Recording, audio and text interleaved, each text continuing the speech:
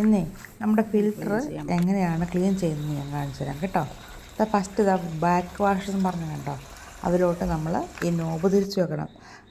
ഈ നോബ് നമ്മൾ തിരിക്കുമ്പോൾ എപ്പോഴും ഒരേ സൈഡിലോട്ട് മാത്രമേ തിരിക്കാവുള്ളൂ, അല്ലെ കംപ്ലൈൻറ്റ് വരും കേട്ടോ. ഇത് റൈറ്റ് സൈഡിലോട്ട് മാത്രമേ തിരിക്കാവുള്ളേ.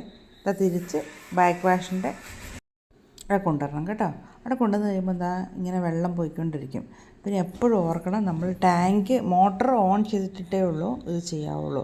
ഇത് കണ്ടോ, ബാക്ക് വാഷ് ചെയ്യുമ്പോൾ ഇതിനകത്തുള്ള അഴുക്ക് വെള്ളം മൊത്തം, അത് നമ്മുടെ വെള്ളത്തിനകത്തുള്ള ഒന്തും നമ്മുടെ വെള്ളത്തിലുള്ള അഴുക്ക് മൊത്തം ഇത് അടിഞ്ഞ് താഴെ കിടപ്പുണ്ടായിരിക്കും.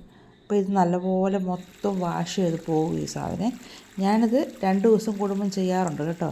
ചിലപ്പോൾ മറന്നു പോകുമ്പോഴത്തേക്കും എന്നാ പറ്റുന്നത്, ഈ വെള്ളത്തിൻ്റെ കളർ ഇതിനെ കഴിഞ്ഞൊക്കെ ഡാർക്കായിട്ട് ഭയങ്കരമായിട്ട് ചെളിവെള്ളം പോകും.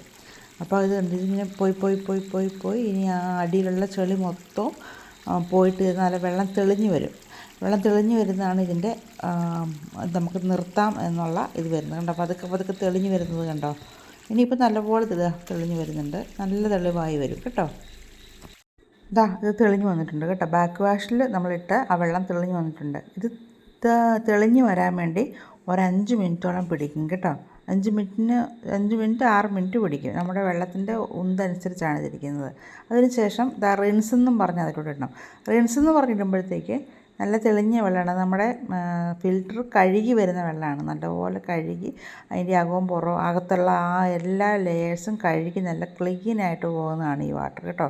റിൻസിൽ നമ്മൾ ഒരു 5 മിനിറ്റ് ഇട്ടേക്കണം എന്നാണ് അത് പറയുന്നത്. അപ്പോൾ ഞാൻ എന്നെ എന്ന് വെച്ചാൽ റിൻസിലിട്ട് കഴിഞ്ഞിട്ട് ഞാൻ എൻ്റെ ടാങ്ക് നിറയുന്നതെന്ന് നോക്കി നിൽക്കും.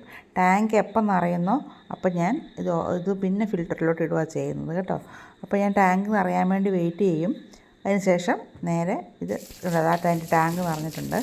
ടാങ്ക് നിറഞ്ഞു കഴിഞ്ഞാൽ പിന്നെ അന്നേരം ഞാൻ ഇത് നേരെ ഫിൽറ്ററിലോട്ട് ഇടുക ചെയ്യുന്നത്. ഫിൽറ്ററിലോട്ട് ഇട്ട് കഴിഞ്ഞാൽ പിന്നെ നമുക്ക് വെള്ളം നിൽക്കും. പിന്നെ നമുക്ക് നല്ല ഫിൽറ്റർ വെള്ളം കിട്ടുകയും ചെയ്യും കേട്ടോ. ഇത്രയേ ഉള്ളൂ ഇതിൻ്റെ പ്രോസസ്സ്.